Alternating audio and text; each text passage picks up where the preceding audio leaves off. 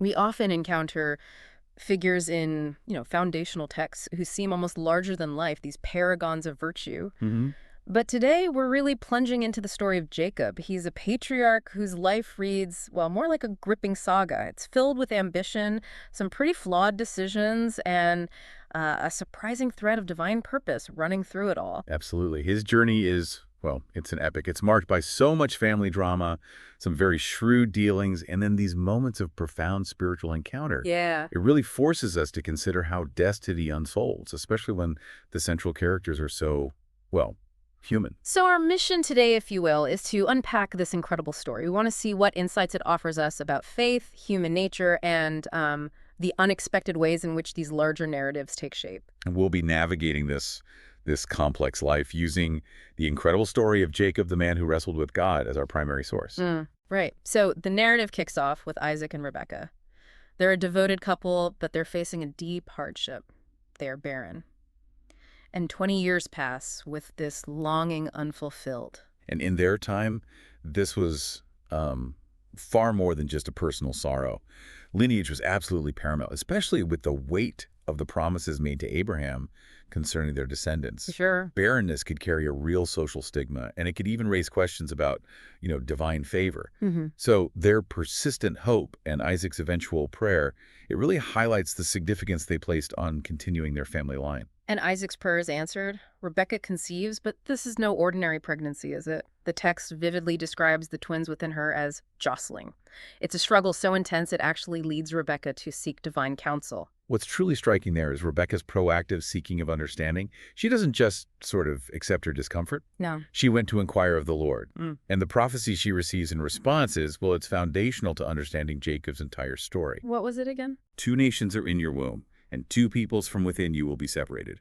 1 people shall be stronger than the other, and the older shall serve the younger. Wow, that completely upends the expected social order, where the firstborn always held primacy. Exactly. It's a divine intervention that really sets the stage for a lifetime of conflict and ultimately a reshaped destiny. So this prophecy, it kind of acts as a lens through which we can view everything that follows. The birth itself is pretty dramatic and symbolic. Esau emerges first, described as red and covered in hair, which gives him his name. And then comes Jacob, his hand gripping Esau's heel. This seemingly minor detail earns him the name Jacob, which, carries that connotation of supplanter or grasper. Right from the start, then. Yeah, right from the start, we see these contrasting images. Esau perhaps representing the sort of primal and immediate, and Jacob hinting at a more calculating, more tenacious nature. Yeah. And the fact that Isaac was 60 years old at their birth just underscores the miracle of their arrival after so many years of waiting. As they grew, these innate differences really manifested in their lives. Esau became a skilled hunter, comfortable in the outdoors.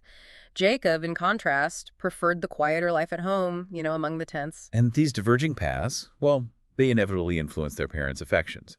Isaac, enjoying the game Esau's hunting bride, favored him. Naturally. And Rebekah, perhaps recalling that divine prophecy or maybe sensing a different destiny for Jacob, she loved Jacob. This parental partiality, it's a timeless and, unfortunately, a common human failing, and it really sets the stage for so much of the subsequent conflict. It's a stark reminder, isn't it, of how unequal treatment within a family can breed resentment and have these far-reaching consequences. Definitely. And the tension, it just escalates with that well-known story of the birthright exchange. Esau returns from a hunt exhausted and absolutely ravenous, and he encounters Jacob with a pot of lentil stew. His plea is immediate and desperate. "Quick, let me have some of that red stew, I'm famished." And this apparently leads to his other name, Edom, meaning red. Esau's impulsive reaction there, it reveals a focus solely on his immediate physical needs. His dramatic statement about being near death, while, likely an exaggeration, it highlights a lack of consideration for the future. And Jacob? Jacob, ever watchful for an opportunity, he just pounces on this moment of vulnerability, demanding, "First, sell me your birthright." Esau's response is almost shocking in its casualness. He says, "Look, I'm about to die. What good is the birthright to me?"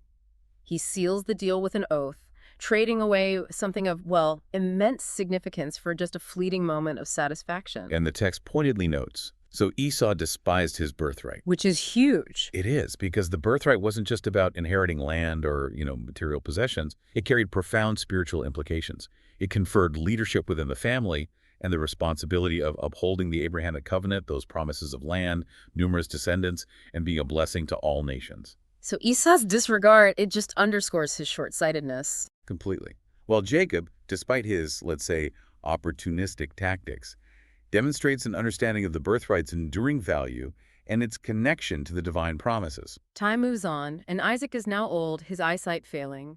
Sensing his life is drawing to a close, he calls for Esau. His request is specific, to hunt game and prepare a meal so that Isaac can bestow his patriarchal blessing upon him before he dies. Now, Isaac's intention to bless Esau, even after the birthright was seemingly sold, it does raise some questions. Perhaps he didn't fully recognize the validity of that transaction, or maybe he was just clinging to the traditional order of bestowing the primary blessing on the firstborn. Whatever the reason, his request sets in motion a chain of events, and it's orchestrated by Rebekah. Yes, Rebekah. She overhears Isaac's instructions and, likely driven by her conviction in that earlier prophecy and, of course, her affection for Jacob, she devises a pretty bold plan. She instructs Jacob to bring her 2 choice young goats so she can prepare Isaac's favorite meal. Her intent is clear, for Jacob to present this meal to his blind father and, well, receive the blessing intended for Esau. Rebekah's motivations here are layered. She is undoubtedly trying to ensure the fulfillment of the divine word that the older would serve the younger. Her maternal preference for Jacob is also pretty undeniable. Sure.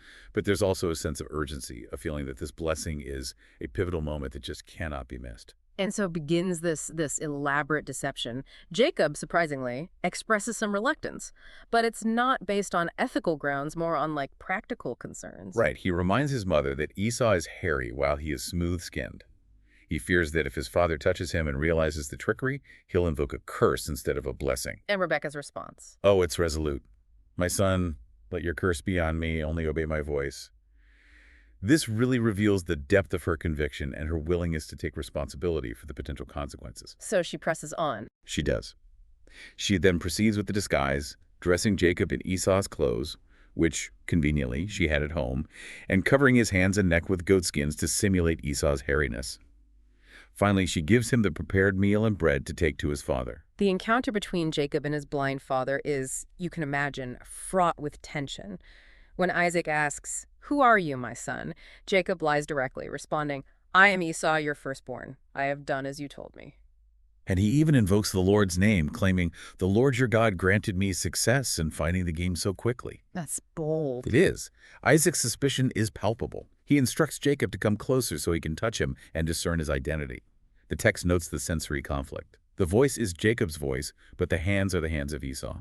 So his hearing points to Jacob, but the tactile sensation of the goatskins convinces him. Exactly. Ultimately, he relies on his sense of touch and proceeds to bestow the blessing. And this blessing is, well, it's powerful and all-encompassing. Isaac pronounces words of abundance, dominion, and spiritual favor upon Jacob. May God give you of the dew of heaven and of the fatness of the earth and plenty of grain and wine. Let peoples serve you and nations bow down to you. Be Lord over your brothers, and may your mother's sons bow down to you. Cursed be everyone who curses you, and blessed be everyone who blesses you. The irony there of Jacob receiving dominion over Esau through this elaborate deception, echoing that earlier prophecy, it's really striking. So no sooner has Jacob left his father's presence than Esau returns from his successful hunt. He's also bringing a prepared meal for Isaac and requesting his blessing. And the moment Isaac realizes the deception is described with dramatic intensity, he trembled very violently and exclaimed, "Who was it then that hunted game and brought it to me? I ate it all before you came, and I have blessed him. Yes, and blessed he shall remain." Esau's reaction is just visceral. He cried out with an exceedingly great and bitter cry and pleaded with his father, "Bless me, me also, my father." But Isaac's pronouncement stands. Your brother came with deceit, and he has taken away your blessing. Esau's anguish is profound as he asks again, "Have you but one blessing, my father? Bless me, me also, my father." And then we read those poignant words, and Esau lifted up his voice and wept. Isaac does offer Esau a lesser blessing, one that speaks of a life of struggle, of living by the sword and serving his brother. However, it also contains a note of eventual liberation. By your sword you shall live, and you shall serve your brother, but when you grow restless, you shall break his yoke from your neck. So that hints at a future where Esau's descendants might eventually gain independence. It does, but in the immediate aftermath, Esau is consumed by hatred. The text explicitly states that Esau hated Jacob because of the blessing with which his father had blessed him, and he resolved to kill Jacob after Isaac's death. News of Esau's deadly intentions reaches Rebekah, and she acts swiftly to safeguard Jacob. She instructs him to flee immediately to her brother Laban in Haran and to remain there until Esau's anger cools and he, well, forgets what Jacob has done. Rebekah's plan here serves multiple purposes. She's not only protecting her favorite son, but also, ensuring the continuation of the lineage promised through Jacob. And her explanation to Isaac for sending Jacob away. It's that she is weary of Canaanite wives and desires Jacob to marry within their own family, which is likely a strategic justification to mask the immediate danger. Right. Isaac, seemingly accepting this explanation and perhaps a bit resigned to the unfolding events, blesses Jacob once more before his departure, reiterating the Abrahamic blessing and instructing him not to marry a Canaanite woman. So Jacob departs from Beersheba and embarks on this long journey to Haran. Alone and vulnerable, he stops for the night, using a stone as a pillow. And it is in this seemingly ordinary moment that he experiences an extraordinary encounter, the dream at Bethel. Ah, the latter dream. Exactly. This dream marks a pivotal moment in Jacob's spiritual development. He envisions a stairway, or ladder, stretching from earth to heaven, with angels ascending and descending upon it. And at the summit Stands the Lord himself, reaffirming the covenant promises made to Abraham and Isaac, now extending them directly to Jacob. The promise of the land, countless descendants, a blessing that will extend through him to all peoples, and God's personal assurance of his presence and protection. Behold, I am with you and will keep you wherever you go. And will bring you back to this land, for I will not leave you until I've done what I have promised you. It's a powerful promise. Upon awakening, Jacob is filled with awe and a profound sense of God's presence. His realization, surely the Lord is in this place, and I did not know it, signifies a genuine spiritual awakening, doesn't it? It really does. He names the place Bethel, meaning house of God, and makes a significant vow conditioning his commitment on God's continued provision and safe return. He pledges that the Lord will be his God and that he will give a tenth of all he receives. This vow establishes a personal covenant between Jacob and the divine. So, arriving in Haran, Jacob's story takes another significant turn. It's at a well where he meets Rachel, Laban's younger daughter, who's tending her father's sheep. And his immediate act of strength in rolling away the heavy stone, covering the well to water her flock, well, it suggests a desire to impress her, and perhaps reflects his energetic nature. His emotional greeting of Rachel and the revelation of his family connection lead to a welcoming reception into Laban's household. Laban's initial hospitality, though, soon evolves into a labor agreement. Recognizing Jacob's diligence, Laban proposes he work for wages. And Jacob, now deeply in love with the beautiful Rachel, offers to serve for 7 years in exchange for her hand in marriage. The biblical account notes the intensity of his affection, stating that the 7 years seemed but a few days to him because of the love he had for her. Sweet, but then comes the twist. Indeed. This sets the stage for another painful deception. On the wedding night, Laban substitutes his older daughter Leah for Rachel. Jacob only discovers the switch the following morning, his bewildered and angry confrontation with Laban. "What is this you have done to me? Did I not serve with you for Rachel? Why then have you deceived me?" It carries a powerful irony, doesn't it, given Jacob's own history of trickery? Oh, absolutely. The deceiver deceived. Laban justifies his actions by citing local custom, stating that the older daughter must be married before the younger. So what does he offer? He then offers Jacob Rachel as well, but only on the condition of another 7 years of labor after the completion of Leah's bridal week. And Jacob agrees. Driven by his love for Rachel, Jacob agrees, marrying her and working an additional 7 years for Laban.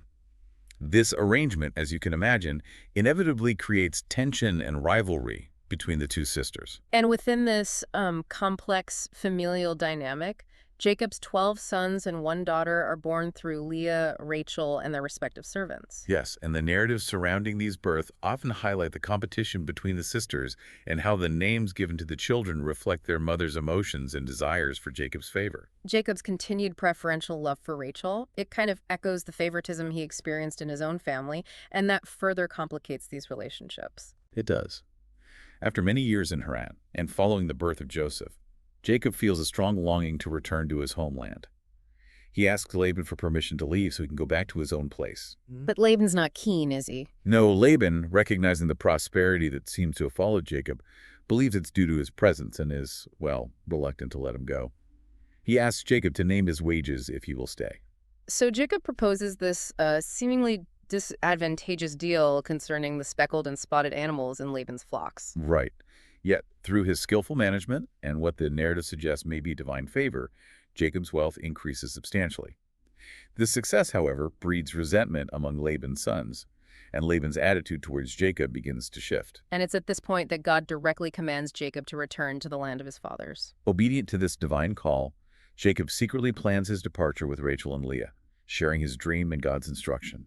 His wives, recognizing their father's, let's say, unfair treatment over the years, wholeheartedly support his decision. So while Laban is away shearing his sheep, they gather their children, livestock, and possessions and flee. And Rachel even takes her father's household idols, which is an interesting detail. Jacob's failure to inform Laban of his departure leads to a 7-day pursuit. But during this pursuit, divine intervention occurs once more. Yes, God appears to Laban in a dream, warning him not to harm Jacob. When they finally meet on Mount Gilead, Laban confronts Jacob, accusing him of a clandestine departure and the theft of his household gods. Jacob, unaware of Rachel's actions, allows Laban to search. And Rachel cleverly conceals the idols. Jacob then delivers this passionate speech detailing Laban's exploitative treatment over the past 20 years and emphasizing God's protection throughout his time in Haran. This intense encounter, it culminates in the establishment of a covenant between Jacob and Laban. Marked by a heap of stones serving as a witness to their agreement not to infringe upon each other's territory. They name the heap in their respective languages Jegar Sahadutha in Aramaic and Golid in Hebrew, both signifying heap of witness. After a final, probably somewhat strained farewell, Laban returns home and Jacob continues his journey westward, now leading a large and prosperous household. As Jacob journeys towards his homeland, he has an encounter with angels at Mahanaim. This is a powerful reassurance of God's continued presence and guidance as he draws closer to that potentially hostile reunion with his brother Esau. And the news that Esau is approaching with a force of 400 men, well, that understandably fills Jacob with dread. He strategically divides his company into 2 groups, hoping that if one is attacked, the other might escape. He then fervently prays to God, reminding him of his promises and humbly acknowledging his own unworthiness of God's steadfast love and faithfulness. In a further attempt to appease Esau, Jacob meticulously prepares a substantial gift of livestock, sending them ahead in successive waves, hoping to, soften his brother's potential anger. And this leads us to one of the most, I'd say, enigmatic and transformative episodes in Jacob's life, this solitary struggle by the Jabbok River. The wrestling match. Exactly. This mysterious nighttime wrestling match with a man, widely understood to be a divine being or an angel of the Lord, is a pivotal moment of personal and spiritual transformation for Jacob. The struggle continues until daybreak, with neither able to gain a decisive advantage. Right. When the angel sees the dawn is approaching, he asks to be released. But Jacob steadfastly refuses, declaring, "I will not let you go unless you bless me." So the angel then inquires about Jacob's name, and upon hearing it, the angel declares that his name will no longer be Jacob, meaning supplanter, but Israel. Signifying one who strives with God, explaining that he has striven with God and with men and has prevailed. In the process, the angel touches Jacob's hip socket, dislocating it and leaving him with a permanent limp, a physical scar, and a lasting reminder of this profound encounter. Finally, after 2 decades of separation and all that underlying tension, Jacob's anticipated reunion with Esau occurs. Jacob approaches with humility, bowing low 7 times. And in a remarkable and frankly unexpected display of grace, Esau runs to meet him, embraces him, throws his arms around his neck, kisses him, and both brothers weep. It's a powerful moment. It really is. This moment of reconciliation transcends the years of conflict and deceit. Despite Jacob's earlier fears and his attempts to appease Esau with gifts, the meeting unfolds with genuine warmth and forgiveness. They engage in generous conversation, and while Esau initially seems hesitant, Jacob persuades him to accept the gifts as a token of goodwill. They eventually part on amicable terms, seemingly having resolved their long-standing animosity. Jacob then journeys to Sukkoth and later settles in Shechem. However, his peace is short-lived.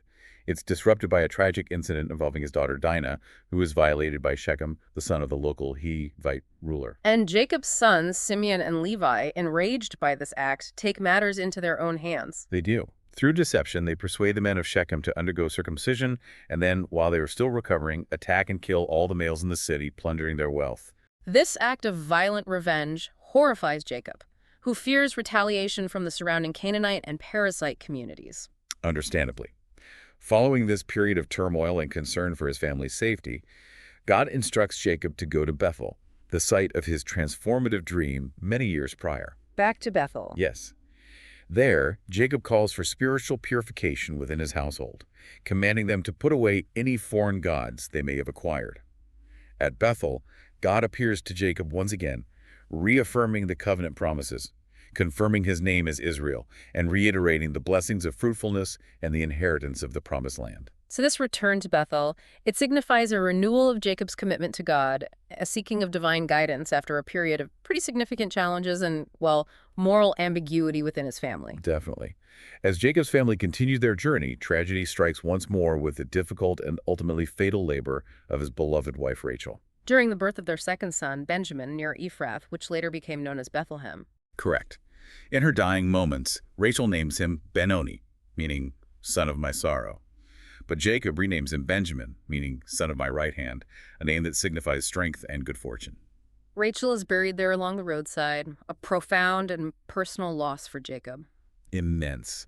The narrative then briefly touches upon an incident involving Jacob's eldest son, Reuben, who sleeps with his father's concubine Bilhah.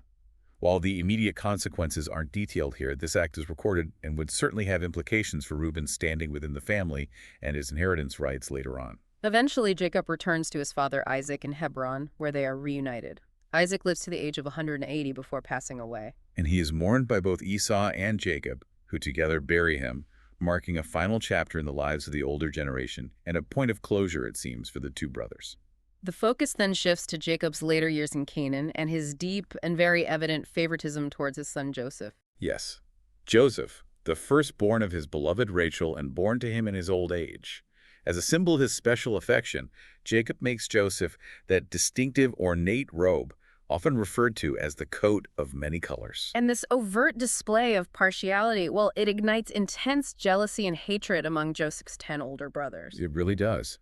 And Joseph's dreams, in which his brother's sheaves bow down to his sheaf, and later the sun, moon, and 11 stars bow down to him, they just further inflame their animosity. Even though Jacob himself rebukes Joseph for recounting these dreams, suggesting they might imply his superiority over the family. The seeds of resentment have been sown, and they continue to grow in the hearts of his brothers. This simmering resentment, it culminates in a dark plot.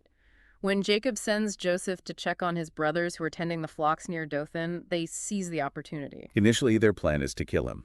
However, Reuben intervenes, suggesting they throw him into an empty cistern instead, secretly intending to rescue him later. But while Reuben is absent, Judah proposes a more, shall we say, pragmatic approach, selling Joseph to a passing group of Ishmaelite merchants.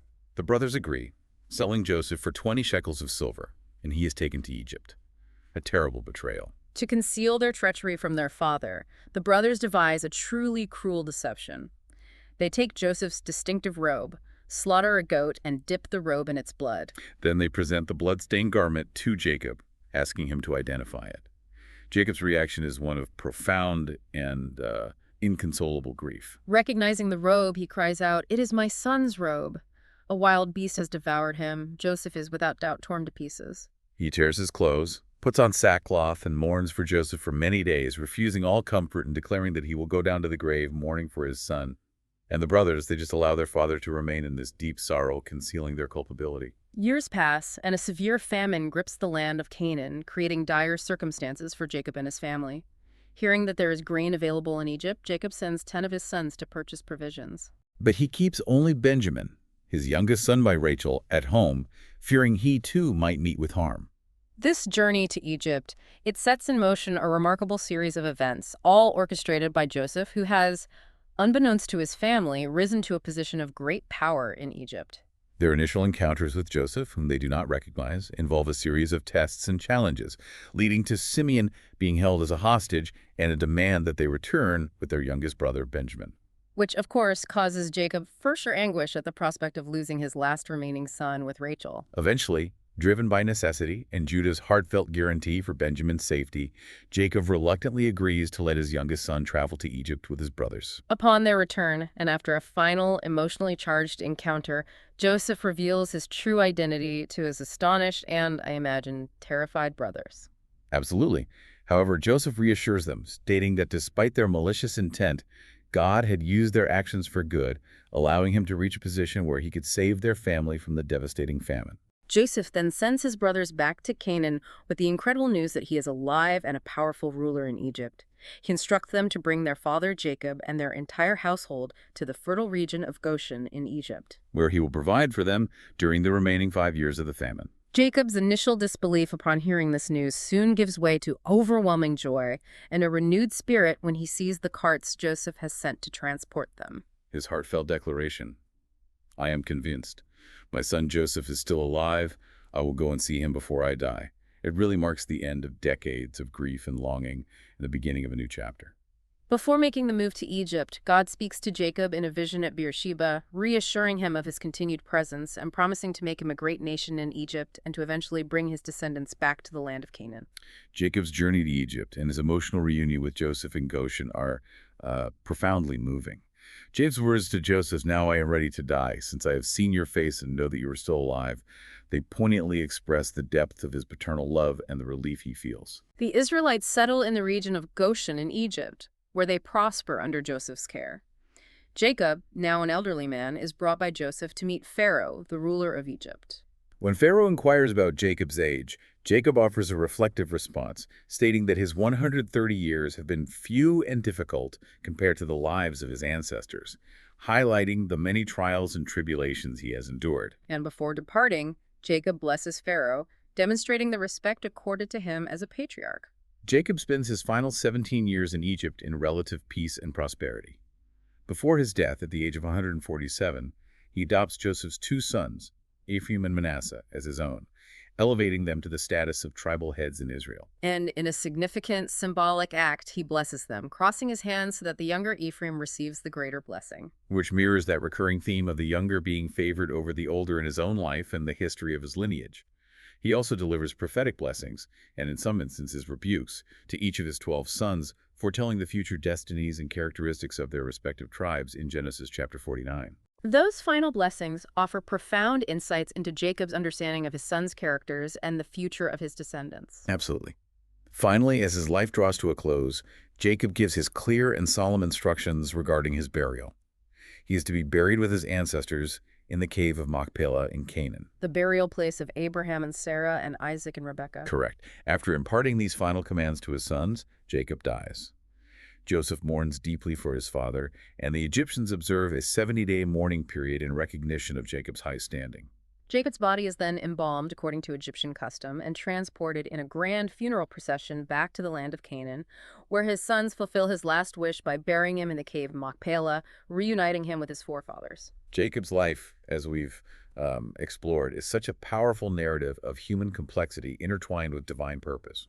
It's a story filled with ambition, deception, loss, and ultimately reconciliation and the establishment of a foundational lineage. It really underscores the profound truth that even flawed individuals, marked by their imperfections and struggles, can be instrumental in a larger story of faith and destiny. Reflecting on Jacob's long and, eventful life, what resonates most with you, our listener? What insights can you glean from his journey, those moments of deception and betrayal, his encounters with the divine, and of course the eventual reconciliation? How does his story, with all its human complexities, speak to your own understanding of faith and the unfolding of life's path? And if this deep dive into the incredible story of Jacob has offered you new perspectives or insights, we really encourage you to share it. Jacob's life reminds us that the journey of faith is rarely straightforward, is it? But even through our struggles and imperfections, transformation and ultimately purpose can be found.